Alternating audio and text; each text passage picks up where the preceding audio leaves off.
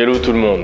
Alors aujourd'hui on attaque le 4e épisode de notre série de vidéos sur comment perdre du poids. On va parler des entraînements aujourd'hui, comment il va falloir que tu t'entraînes, quel type d'exercice il va falloir que tu fasses pour atteindre tes objectifs et être sûr de réussir. Mais ce qu'il faut que tu saches, c'est que dans cette vidéo, je vais utiliser des concepts et des idées dont j'ai déjà parlé dans les autres vidéos, dans les vidéos 1, 2 et 3 de la série. Donc je t'invite vraiment à regarder ces épisodes si ce n'est pas déjà fait, parce que je parle d'idées et de concepts que j'ai déjà détaillés, que j'ai déjà expliqué dans ces autres vidéos. Et pour pas faire une vidéo trop longue, je vais pas les réexpliquer ici. Voilà, donc je t'invite à aller les regarder, à mettre pause, à les regarder ou à les regarder à la fin de cette vidéo ou à les re-regarder si t'as pas tout compris. Sinon, kiffe cette vidéo. Mais avant, je me présente. Pour ceux qui me connaissent pas déjà, moi je suis Sébastien Fers, coach sportif depuis maintenant 3 ans et mon but c'est d'aider des hommes et des femmes à avoir le physique dont ils rêvent en ayant un mode de vie plus sain et à se sentir mieux dans leur peau. Donc si toi aussi ça t'intéresse, n'hésite pas à t'abonner à cette chaîne et à activer la petite cloche pour être au courant quand je ferai une nouvelle vidéo et rater aucun de mes conseils. Et surtout, n'oublie pas de liker cette vidéo pour me donner plus de visibilité et m'aider, surtout si ça t'a plu. N'hésite pas à partager, peut-être que tu as des potes que ça pourrait intéresser, comment s'entraîner pour perdre du poids et surtout perdre du gras bien sûr. Donc comme je l'ai expliqué, le sport va aider ta perte de poids. Non seulement grâce au sport tu vas perdre plus de gras que de muscles, mais en plus tu auras un physique harmonieux et surtout ça va doubler l'efficacité et la rapidité à laquelle tu vas perdre tout ce gras. Parce que le corps va créer les conditions nécessaires dont j'ai parlé dans la dernière vidéo pour engendrer une perte de gras, donc une perte de poids. Il va créer ces conditions si ce n'est pas déjà fait par ton alimentation. Et si jamais tu les crées déjà par l'alimentation, il va bien sûr augmenter les effets de ces conditions. Oui, parce qu'en t'entraînant, tu vas premièrement augmenter tes dépenses énergétiques. Chaque entraînement n'augmentera pas les dépenses énergétiques de manière égale, mais ça, on va en parler après quand je vais parler des différents types d'entraînement. En plus de ça, tu vas augmenter ton métabolisme de base. Pareil, chaque entraînement n'augmente pas le métabolisme de base de la même façon en fonction de tes entraînements et on va en parler après. Et le troisième point, c'est que tu vas améliorer ton humeur en général, tu vas améliorer ton sommeil et tu vas mieux réguler ton appétit. Donc du coup, on va engendrer moins de frustration. Et comme j'ai dit dans la vidéo précédente, c'est très important de gérer ces frustrations. Bien sûr, le point bonus, c'est que tu vas avoir en plus un corps plus athlétique, tu vas être plus dessiné et tu seras en meilleure santé. Ce que je vais faire dans cette vidéo, c'est te parler des différents types d'entraînement qui pour moi sont les meilleurs. Je vais aussi t'expliquer pourquoi certains pour moi sont meilleurs que d'autres. Et à la fin de cette vidéo, tu auras mes 3 meilleurs types d'entraînement, ceux que je choisis tout le temps, et tu auras limite même un petit plan simple de base pour commencer, pour savoir un peu comment construire tes entraînements dans la semaine. Donc pour commencer, on va parler des classiques habituels et banals cardio, les différents entraînements cardio. Après, même dans le cardio, il y a plusieurs types d'entraînements et je vais te parler moi de mes préférés. Enfin mes préférés, en vrai j'aime pas le cardio, je dois te l'avouer, mais c'est pas négligeable et je pense que beaucoup aiment le cardio ici, ou beaucoup en abusent et l'aiment pas, donc je vais te dire vraiment ce qui est utile dans le cardio et ce qui ne l'est pas, et pareil d'ailleurs dans les autres entraînements. Mais on va commencer par le cardio. Et le premier cardio le plus connu, ça va être le footing, d'accord? Que tu le fasses dehors ou que tu le fasses sur un tapis, tout le monde a déjà fait du footing dans sa vie, voilà, pour que ce soit pour s'échauffer ou quoi. Et ce qui est bien avec le footing, c'est que ça va dépenser énormément d'énergie, donc tu vas énormément augmenter ton déficit calorique. C'est vraiment le point le plus important et d'ailleurs un des seuls points bénéfiques du footing. Parce qu'en 1 heure de footing, tu peux effectivement dépenser beaucoup de calories. Et si du coup tu fais du footing régulièrement, tu peux dépenser beaucoup de calories sur ta semaine et donc perdre du poids assez rapidement, voire très rapidement. Un autre point bénéfice, mais pour moi qui est un point négatif, c'est que le footing, il peut diminuer, il va limiter la prise de masse musculaire.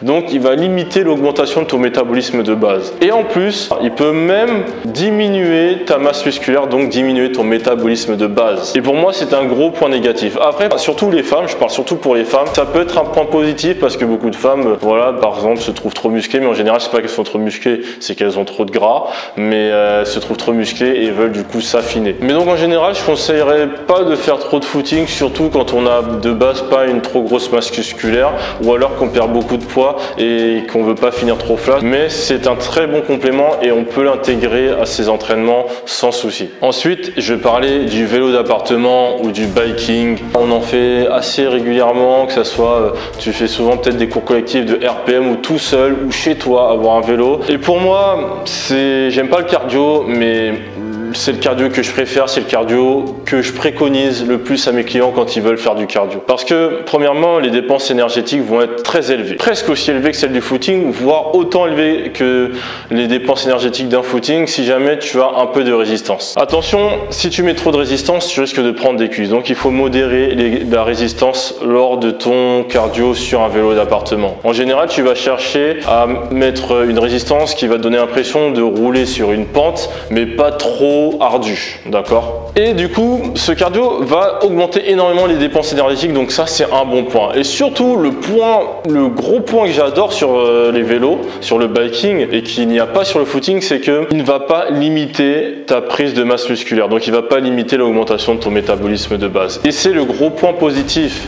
Tu vas dépenser beaucoup de calories sans limiter ton métabolisme de base et sans limite baisser ton métabolisme de base, et c'est vraiment top. Et dans le cardio, bien sûr, j'ai pas parlé de tout ce qui est vélo elliptique, des marches, voilà, d'autres machines qui pour moi sont assez inutiles. Le seul cardio utile dont je n'ai pas parlé, à part le vélo d'appartement et le footing, ça serait peut-être la corde à sauter. La corde à sauter, c'est très bien, c'est un peu comme le footing, donc énorme dépense d'énergie, mais ça peut te faire perdre un petit peu de muscle. Personnellement, j'aime pas le footing, j'en fais peu, et mes clients de toute façon je leur en fais faire quand ils veulent vraiment perdre rapidement du poids, et c'est un très bon outil, mais je les fais jamais faire du footing seulement. C'est-à-dire que dans leur entraînement, ils ne feront jamais que du footing. Voilà, ils feront jamais seulement du footing, ou ils feront jamais seulement du vélo, ils feront jamais seulement du cardio en fait. Ça sera toujours couplé avec autre chose et d'autres types d'entraînement dont je vais parler par la suite. Mais en général, je conseille pas trop le cardio à ceux qui veulent augmenter leur masse musculaire, à ceux qui veulent se dessiner,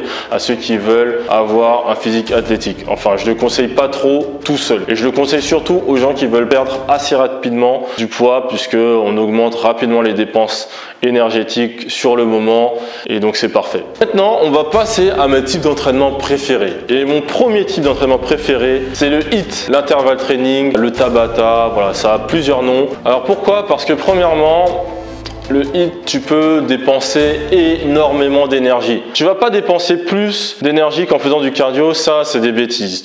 Une séance de cardio va consommer autant d'énergie qu'une séance de HIIT. Par contre, le HIIT va durer que 20 minutes. Donc tu vas consommer autant d'énergie en faisant un HIIT de 20 minutes qu'en faisant un cardio, un footing d'une heure ou du vélo pendant une heure. Et ça déjà, c'est le top.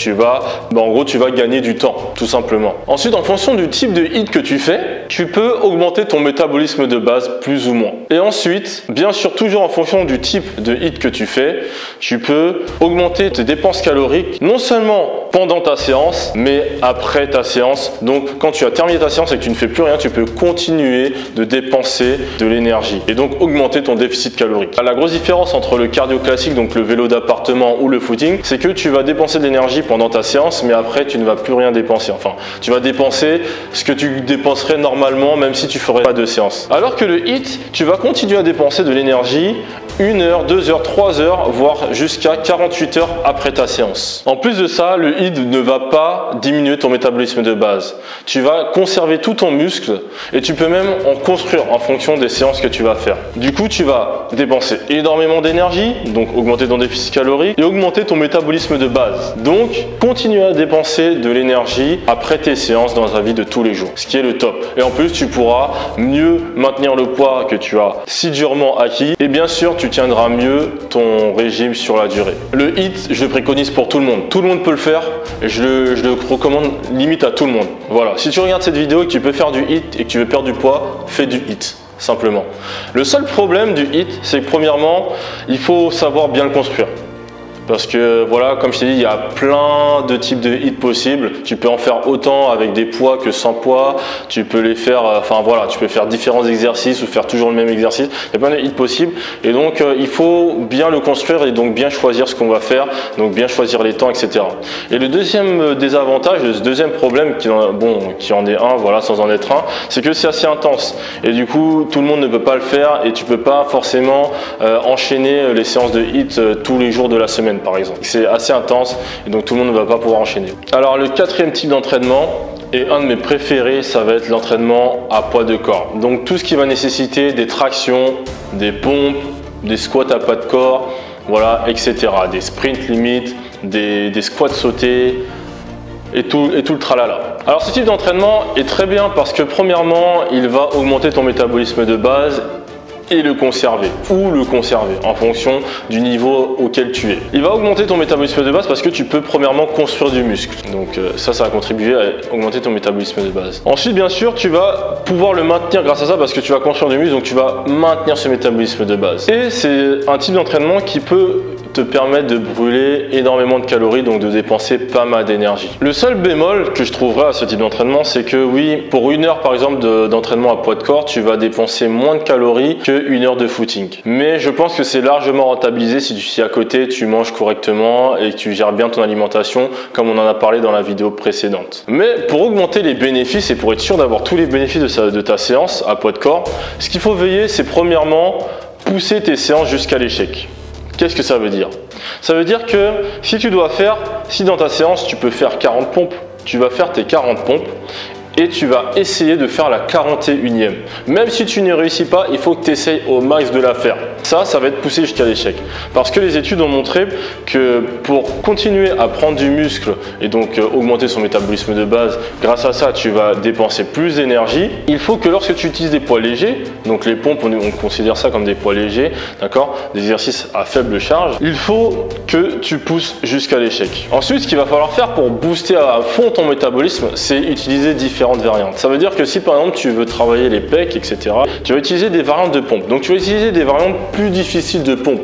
Par exemple, mettre tes pieds sur une table pour faire tes pompes. Et tu vas aussi utiliser des variantes moins élevées. Et tu vas enchaîner ces variantes. Ça veut dire que tu vas faire, je sais pas moi, 3 séries de pompes avec les pieds sur une table et les mains au sol. Ensuite, 3 séries de pompes normales et 3 séries de pompes sur les genoux. Et à chaque fois, bien sûr, tu vas devoir pousser 1 à 2 fois, voilà, jusqu'à l'échec. C'est-à-dire que tu vas faire 3 séries, mais tu vas faire au moins une série sur ces 3 séries où à la fin, tu ne pourras plus faire aucune pompe. 0 pompe. Et enfin, mais cela va de soi, avec ce type d'entraînement, tu vas faire du full body. Tu vas travailler autant les jambes que les pectoraux, que les bras, que le dos. Donc tu vas faire intervenir les grands groupes musculaires et tous ces grands groupes musculaires, tu vas les faire intervenir pendant la même séance. Comme ça, tu vas augmenter à fond les dépenses caloriques parce que plus tu as de muscles qui vont travailler, plus tu vas avoir de dépenses. Le seul bémol que je vois à ce type d'entraînement, comme j'ai dit, premièrement, c'est que ça va dépenser moins d'énergie qu'une séance de footing classique et que si tu veux en dépenser autant et dépenser le plus possible d'énergie tout en augmentant le plus possible ton métabolisme de base, tes séances vont devoir être assez poussées, quoi. Tes séances vont devoir être assez intenses et tu vas vraiment devoir te motiver pendant ces séances et aller à chaque fois jusqu'au bout de toi-même. Et c'est le seul point, voilà, il faut toujours avoir la motivation pour aller jusqu'au bout de soi-même et ça ne devrait pas être une excuse. Et ensuite, mon entraînement préféré de tous, ce que je conseille, voilà, toujours, c'est la musculation. Bien sûr, il faut bien faire ta musculation parce que le problème de la musculation, c'est que tu vas pas consommer énormément d'énergie pendant ta séance. C'est le seul bémol parce que tu vas énormément augmenter ton métabolisme de base ou le maintenir et en plus tu vas consommer de l'énergie après ta séance. Mais le seul problème, voilà, c'est que une séance de musculation classique va dépenser peu d'énergie et donc peut augmenter ton déficit calorique. Mais il est possible, grâce à ta séance quand même, de dépenser énormément d'énergie. Et je vais t'expliquer comment on peut faire, parce que c'est ça qui va être important lorsque tu fais une bonne séance de musculation pour perdre du poids.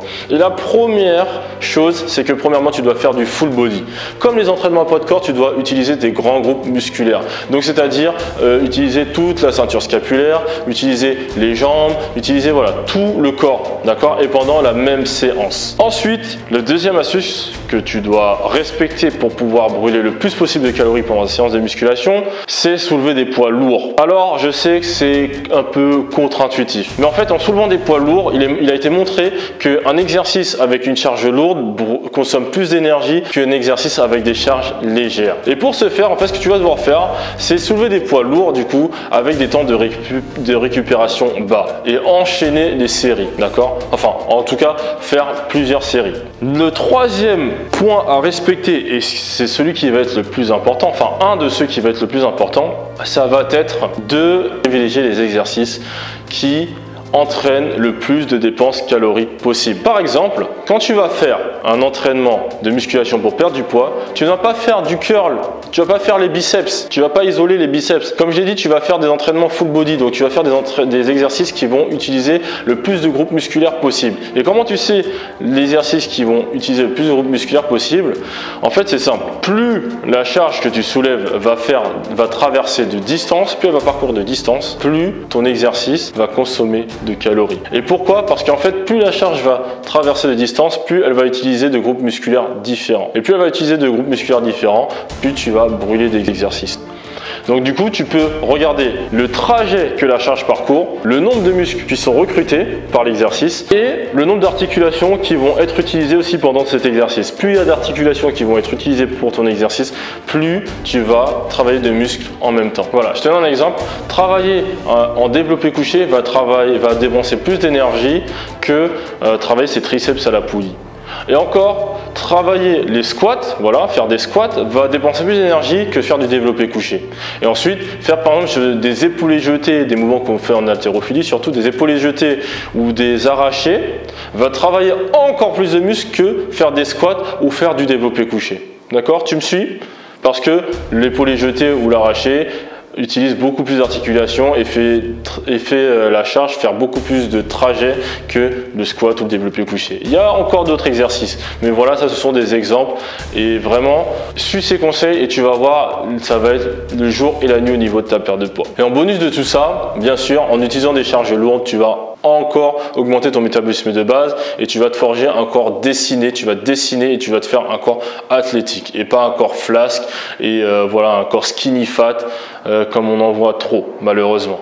Alors voilà, j'espère que tu as tout bien compris. Ce qui va être important maintenant, c'est pas simplement de regarder cette vidéo, mais c'est de prendre des notes et d'appliquer tous ces conseils et de les utiliser. Ou alors de m'appeler pour que je te coach, bien sûr. Alors comment ça va s'organiser dans ta semaine? Quelqu'un par exemple qui veut perdre du poids assez rapidement, mais qui veut continuer de rester assez galbé et ne pas garder et bien se dessiner, voilà, être tonique, avoir un joli corps athlétique, va par exemple faire le lundi une séance de musculation, comme j'ai dit, en suivant les conseils que j'ai donnés, donc du full body, soulevé lourd, etc.